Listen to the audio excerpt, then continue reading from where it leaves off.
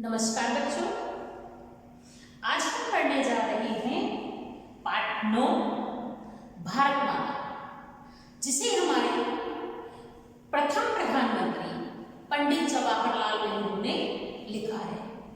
आपको पता है बच्चों, वे प्रधानमंत्री, स्वतंत्रता संग्राम सेनानी, एक अच्छे इंसान, हमारे प्यारे चाचा के साथ साथ बेहतरीन लेखक भी थे। उनकी कई किताबें, कई रचनाएं छप चुकी हैं और उन्हें हम पढ़ भी चुके हैं। तो इनका परिचय इस प्रकार है। जवाहरलाल नेहरू का जन्म इलाहाबाद के एक संपन्न परिवार में 1889 ईस्वी में हुआ था। इनके पिता इलाहाबाद के प्रसिद्ध वकील थे। नेहरू जी की प्रारंभिक शिक्षा घर पर ही हुई थी तथा उच्च शिक्षा के लिए वे इंग्लैंड गए थे। इंग्लैंड के हैरो तथा कैम्ब्रिज में इनकी शिक्षा हुई है, उच्च शिक्षा। इन्होंने वहीं से वकालत की पढ़ाई भी की थी। इन पर गांधी जी का बहुत प्रभाव रहा है। वे गांधी जी का अनुसरण करते थे, गांधी जी को मानते थे। उनके आह्वान पर वे अपनी पढ़ाई छोड़कर आजादी की लड़ाई में जुट गए। 1929 ईस्वी में वे भारतीय राष्ट्रीय कांग्रेस के लाहौर अधिवेशन के अध्यक्ष बने और पूर्ण स्वतंत्रता की मांग की। वे देश का कोई एक हिस्सा स्वतंत्र नहीं करना चाहते थे। वे चाहते थे कि हमारा देश पूरी रूप से स्वतंत्र हो। इनका झुकाव समाजवाद की ओर रहा है। वे समाज के प्रति सोचते थे। समाज के उत्थान और उसकी उन्नति ही उनका ध्येय था। 1947 में भारत स्वतंत्र हुआ तो वे देश के प्रथम प्रधानमंत्री बने तथा जीवन पर्यंत जब तक जीते रहे भारत के निर्माण में लगे रहे। बच्चों, जब हमें भारत, आजाद भारत मिला था तो ये भारत बिल्कुल फटेहाल, बिल्कुल गरीब था, एक भिखारी की तरह। हमारे पास कुछ भी नहीं था और उस देश को उठाना और खड़ा करना ये प्रधानमंत्री का काम था, जिसमें वे तन मन धन से लग गए और देश की उन्नति के लिए सोचने लगे। आज हम जिस भारत में हैं, ये कह सकते हैं कि ये भारत देश स्वर्गीय पंडित जवाहरलाल नेहरू की देन है। वो इसकी माता है। उन्होंने इस देश को पाल पोस कर बड़ा किया है। उन्होंने देश के अनुसंधान से लेकर देश में नए नए वैज्ञानिक अनुसंधान कराए। विकास के लिए कई योजनाएं बनाई उन्होंने, जिसमें आर्थिक और औद्योगिक प्रगति, लोगों की आर्थिक स्थिति कैसे मजबूत हो और हमारे देश में उद्योग धंधे कैसे चले और लोगों को काम मिले, औद्योगिक प्रगति तथा वैज्ञानिक अनुसंधान, नए नए प्रकार की खोजों से लेकर साहित्य, कला, संस्कृति आदि क्षेत्र शामिल थे। अगर उन्होंने वैज्ञानिक रूप से देश को आगे बढ़ाया तो उन्होंने हमारी पुरानी जड़ों को नहीं छोड़ा। जो हमारी पुरानी परंपराएं थी, साहित्य, कला और संस्कृति की, उनको भी साथ साथ लेकर चलते रहे। यानी बच्चे आगे तो बढ़े, उन्नति तो करें, लेकिन अपनी मान्यताओं को, अपनी परंपराओं को लेकर साथ चलें। इसीलिए तो हमारा भारत पूजनीय और माता माना जाता है। हम उसे भारत माता कहते हैं, पिता नहीं कहते, क्योंकि माँ अधिक पूजनीय होती है और वही संस्कारों का हमारे अंदर सृजन करती है। तो हमारा देश संस्कारों का सृजन करता बना और ये योगदान रहा हमारे पंडित जवाहरलाल नेहरू जी का। बच्चों से जवाहरलाल नेहरू जी को बेहद लगाव था। वे बच्चों को बहुत प्यार करते थे। वे चाचा नेहरू के रूप में जाने जाते थे। हम सारे बच्चे उन्हें चाचा नेहरू के नाम से जानते हैं। ये शांति, अहिंसा और मानवता के हिमायती थे। देश में शांति चाहते थे, अहिंसा चाहते थे, यानी कोई हिंसात्मक कोई दंगे ना हो, वो चाहते थे, और मानवता पर विशेष ध्यान देते थे। इन्होंने अंतरराष्ट्रीय स्तर पर विश्व शांति और पंचशील के सिद्धांतों का प्रचार किया है। इनका निधन 1964 में हुआ था। इन्होंने अंतरराष्ट्रीय इन विदेशों में भी जाकर शांति का संदेश दिया। विश्व शांति चाहते थे और पंचशील के सिद्धांत, लोगों की मदद करना और सहयोग के द्वारा प्रत्येक देश की उन्नति होनी चाहिए। इनकी रचनाएं इस प्रकार हैं। मेरी कहानी, विश्व इतिहास की झलक, हिंदुस्तान की कहानी। भारत देश पर इन्होंने शुरू से लेकर जब तक वो रहे तब तक की उन्होंने कहानी लिखी है। पिता के पत्र पुत्री के नाम, ये हम छोटी क्लास में पढ़ते आए हैं। श्रीमती इंदिरा गांधी जी के नाम पर वो जेल में बैठकर ने पत्र लिखा करते थे। वे अपनी पुत्री को एक एक पत्र सौंपते थे। वो एक साहित्य बन गया। लेखों और दुनिया के लिए उन्होंने क्या क्या लेख लिखे हैं, वे भी एक उनकी रचना, उनका साहित्य है आदि। नेहरू जी उच्च कोटि के लेखक थे।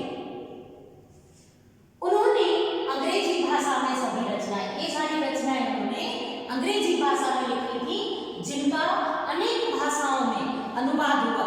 हिंदी सहित अनेक भाषाओं में इनके साहित्य का अनुवाद किया गया है। क्योंकि उन्हें हिंदी कम आती थी, वे अपनी सारी लेखनी अपनी अंग्रेजी में लिखा करते थे, क्योंकि उनकी शिक्षा दीक्षा अंग्रेजी माध्यम से हुई थी। सारांश,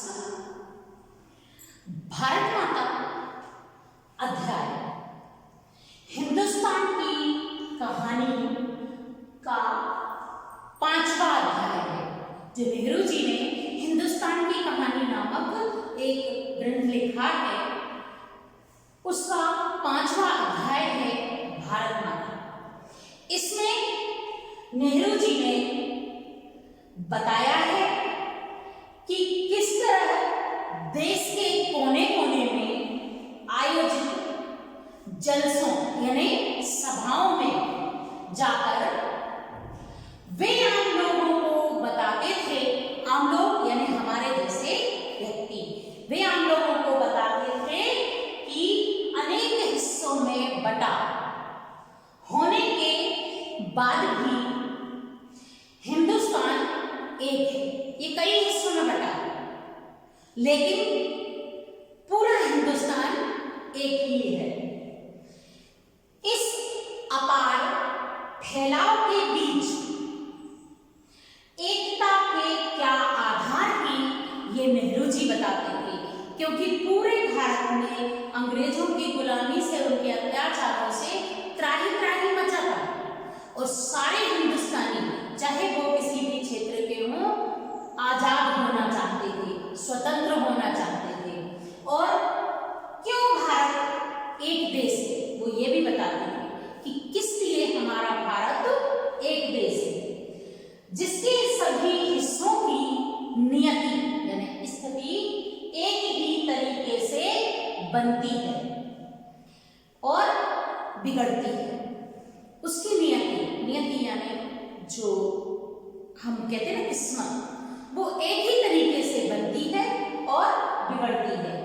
उन्होंने भारत माता शब्द पर भी विचार किया। भारत माता एक शब्द है, लेकिन इस शब्द पर सबसे पहले और सबसे अधिक नेहरू जी ने विचार किया था। यह निष्कर्ष निकाला, और जब उन्होंने विचार किया तो उसका ये निष्कर्ष निकला कि भारत माता की जय का मतलब है यहाँ के करोड़ों करोड़ों लोगों की जय। जब हम बोलते हैं भारत माता की जय, तो हिंदुस्तान में करोड़ों करोड़ों जितने भी लोग हैं, चर अचर, उन सभी की जय होती है।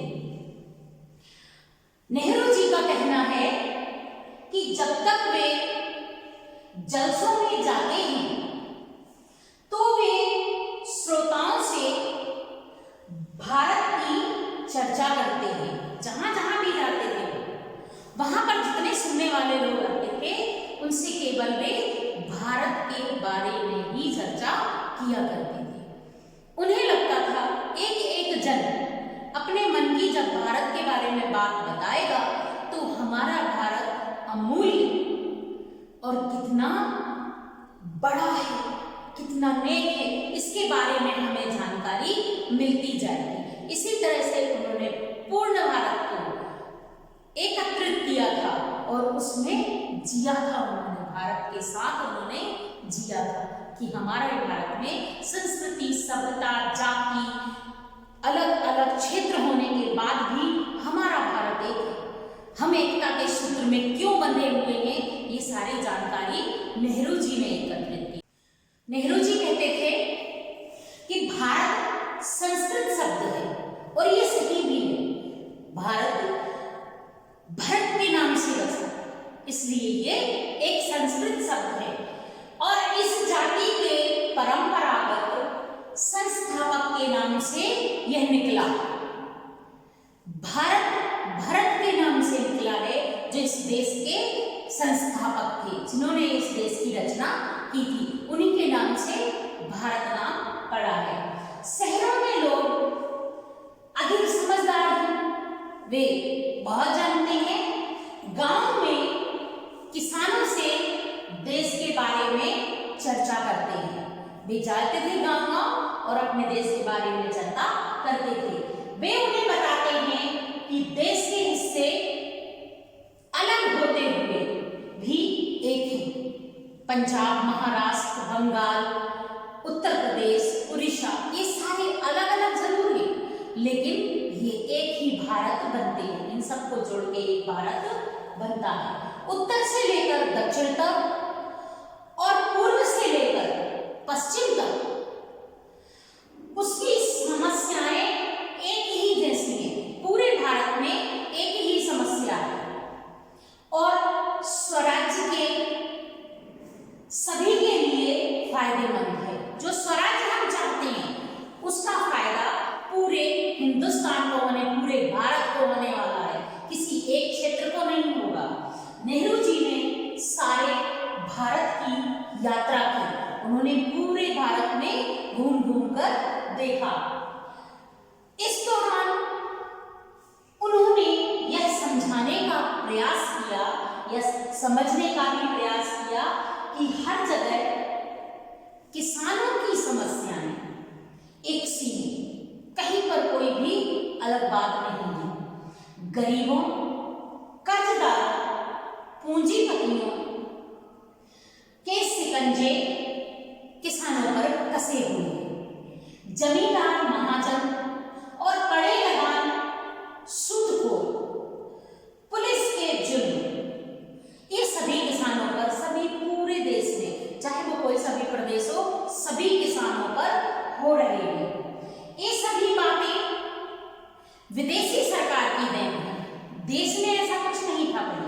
भले राजा महाराजाओं का राज था, लेकिन इतना अत्याचार, इतनी लूट खसोट नहीं थी। जब हमारे देश में विदेशी राज आया, अंग्रेजी राज आया, तभी किसानों पर इतने सारे जुल्म होने लगे, क्योंकि किसान अन्नदाता था, अन्न उगाता था और किसान सबसे धनवान हुआ करता था। जिस समय से अंग्रेजी सत्ता देश में आई, उसी समय से किसान गरीब से गरीब होता चला गया।